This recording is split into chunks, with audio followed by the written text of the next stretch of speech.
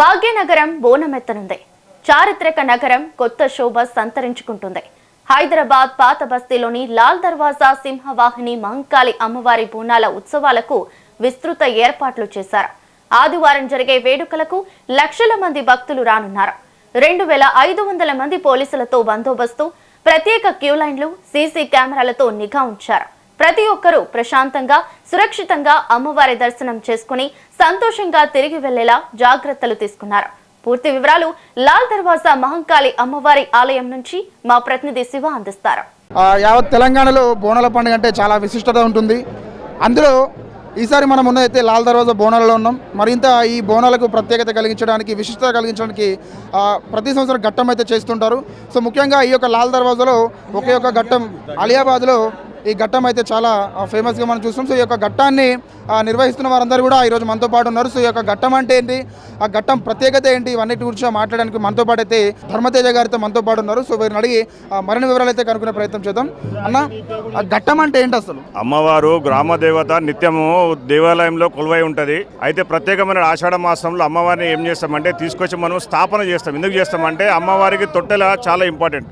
ఆ తొట్టెలను తీసుకొచ్చి అమ్మవారికి నైవేద్యంగా ఉంచేటటువంటి బోనాన్ని, ఆ రెండింటిని తీసుకొచ్చి మనం ఘట్టం అంటే తెలుగులో ఘట్టం అంటాం మనం, ఒక సందర్భం. ఆ సందర్భాన్ని పురస్కరించుకొని అమ్మవారి యొక్క దేవాలయంలో ప్రతిష్టాపన చేయడానికి ఇది ఒక సన్నాహకంగా ఇవన్నీ చేసేటటువంటి కార్యక్రమాన్ని ఘట్టం అనే పేరు ఉంది దీనికి. అంటే ఈ ఘట్టము ప్రతి సంవత్సరం ఎప్పుడు చేస్తారు? అంటే పండగకి ఎన్ని రోజుల ముందు చేస్తారు?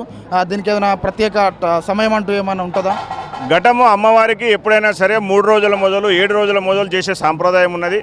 ఆ రకంగా అమ్మవారిని కొలువు తీర్చిన తర్వాత అమ్మవారికి చేయాల్సినటువంటి కైంకర్యాలన్నీ కూడా గ్రామంలో ఉన్నటువంటి సుభిక్షంగా ఉండాలని చెప్పి కోరుకునే ప్రతి ఒక్కరు కూడా, అమ్మవారి భక్తులందరూ కూడా మనకు దీన్ని పూజించడానికి, అమ్మవారికి ఈ 3-4 రోజులలో, 7 రోజులలో చేసేటువంటి కార్యక్రమాలన్నింటినీ కూడా సకల సౌకర్యాలతో అమ్మవారిని సంతృప్తిగా ఉంచడానికి కోసము చేసేటువంటి కార్యక్రమాలన్నీ కూడా దేవాలయంలో చేయడం జరుగుతుంది. ప్రతి సంవత్సరం చేసే ఘట్టంకి ఈసారి ఏమైనా ప్రత్యేకత ఉందా?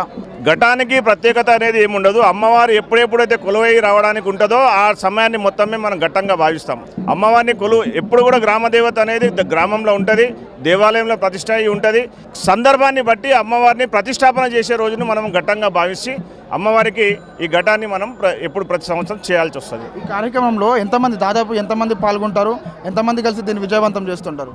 ఇది ఆరియాబాద్కు సంబంధించినటువంటి పురాతనమైనటువంటి ఫలక్నుమా కోటలో ఉన్నటువంటి రహదారికి ముఖ్యమైనటువంటి ద్వారం ఇది. ఆ ద్వారం మీద ఎప్పుడైతే దండయాత్ర చేయడానికి వచ్చినటువంటి ముష్కరులు ఉన్నారో వాళ్ళని ఆ కోట లోపలికి పోకుండా అమ్మవారి యొక్క దివ్యమైనటువంటి శక్తితోని ఆ కోట దర్వాజాలు ఓపెన్ కాకపోతే మరోవైపు నుంచి ముష్కరులు ఈ కోటంపైకి వచ్చారు. అలాంటి సందర్భం ఉన్నటువంటి దర్యాబాద్ దర్వాజా ఇది చాలా ప్రాముఖ్యమైనటువంటిది. ఇది అనాదిగా మా పెద్దలు ఎప్పటి నుంచో మెయింటైన్ చేసుకున్నటువంటి ఆచారాన్ని ఇప్పుడు మేము కొనసాగిస్తూ ఉన్నాం. దాదాపు ఈ యొక్క కార్యక్రమంలో దాదాపు 1000 మంది కంటే ఎక్కువ వీళ్ళందరూ పాల్గొని వివిధ రకాలైనటువంటి అమ్మవారిని సంతృప్తి చేయడానికి కావాల్సినటువంటి అన్ని కార్యక్రమాలను చేసుకుంటూ బోనాలు, ఘటాలు మరియు ఈ శివసత్తులు అన్నీ కలుపుకొని అమ్మవారిని సాధారణంగా తీసుకొని దేవాలయంలో ప్రతిష్టాపన చేయడానికి పోతా ఉన్నాం. ఈసారి ఏర్పాట్లు ఏ విధంగా ఉండబోతున్నాయి? ఈసారి ఏర్పాట్లు ప్రత్యేకంగా మా ఆలయ కమిటీ తరఫు నుంచి ప్రత్యేకంగా అన్ని కూడా ఏర్పాట్లు చేసినాం. అంగరంగ వైభవంగా అమ్మవారిని పోతరాజుల యొక్క సాహసోపేతమైనటువంటి ఈ యొక్క గ్రామ దేవతలను పరిరక్షించేటువంటి పోతరాజులందరినీ కూడా సాక్షిగా ఆ అమ్మవారిని బయలుదేరి తీసుకుపోయి మేము ఎలాంటి దుష్టశక్తులు కూడా అమ్మవారికి కంటపడకుండా అమ్మవారిని మేము తీసుకొని పోతా ఉన్నాం.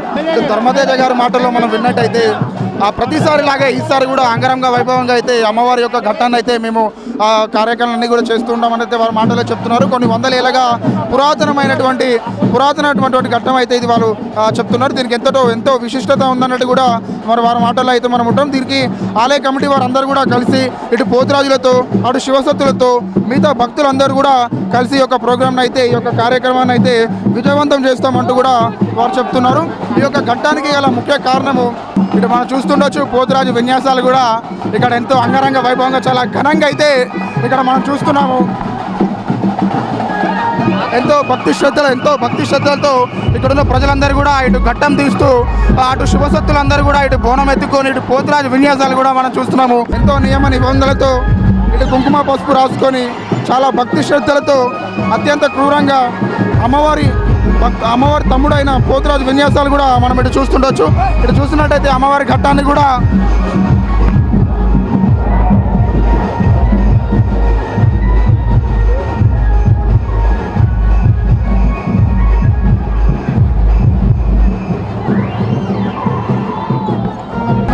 చూసుకున్నట్టయితే అమ్మవారి ఘట్టాన్ని కూడా ఎంతో ఘనంగా ఊరేగింపుతో తీసుకెళ్తున్నారు. ఇటు అమ్మవారిని కూడా ఎంతో ఘనంగా ఇటు పూలతో, ఇటు బాండు బాజాలతో, ఇటు పోతురాజులతో, ఇటు శివసత్తులతో దీనైతే గుడి వద్దరికి అయితే చేర్చడం అయితే జరుగుతుంది. ఈ యొక్క బోనాలు అనేది ఎంతో విశిష్టత కలిగిన బోనాలుగా మనం చూపించవచ్చు. అందులో ఈ చతుర్భుజాలు లాల్ దర్వాజా బోనాలకైతే మరింత ప్రత్యేకత ఉందన్నట్టుగా కూడా మనం తెలుసుకోవచ్చు. సో ఇది ఒక బోనాల అప్డేట్ ఇక్కడ ఉన్న లాల్ దర్వాజాలో. కెమెరామ్యాన్ జయకృష్ణతో రిపోర్టర్ శివ.